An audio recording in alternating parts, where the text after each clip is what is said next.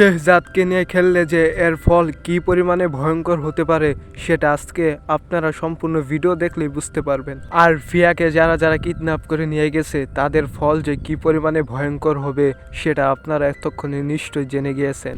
আর guys সেই সাথে আপনাদেরকে এটাও জানিয়ে দেয় যে 11 নম্বর পর্বে কি কি করতে চলেছে, তো সকল কিছু আপনারা জানতে পারবেন। তো অবশ্যই আমার চ্যানেলে সাবস্ক্রাইব করে ভিডিওতে একটা লাইক দিয়ে দেন। চলেন শুরু করি। তো গত 10 নম্বর পর্বে আমরা দেখেছি যে গোলামের পরিচয় একটু একটু করে ফাঁস হয়ে যাচ্ছে। তো গোলাম কি পারবে ফিয়াকে উদ্ধার করে আনতে?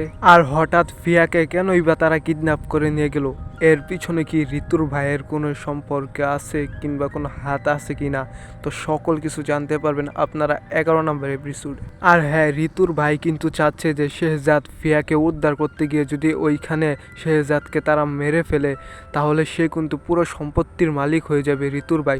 তো তার কি এই স্বপ্নগুলো পূরণ হবে নাকি 11 নম্বর এপিসোডে ঘটতে চলেছে অন্য কিছু? আর হ্যাঁ, দুনিয়া টাকার গোলাম নাটকটি কিন্তু ইতিমধ্যেই ইউটিউবে ভালো সাড়া পাচ্ছে এবং 10-12 মিলিয়ন করে ভিউ হয়ে যাচ্ছে, সবই কিন্তু আপনাদের ভালোবাসায়। তো অবশ্যই আমরা আশা করি আপনারা সবসময় এভাবে ভালোবাসা দিয়ে যাবেন যেন আমরা এপিসোডগুলো এগিয়ে নিয়ে যেতে পারি। তো আজকের ভিডিওটা এ পর্যন্ত। ভিডিওটা দেখার জন্য সবাইকে অসংখ্য ধন্যবাদ।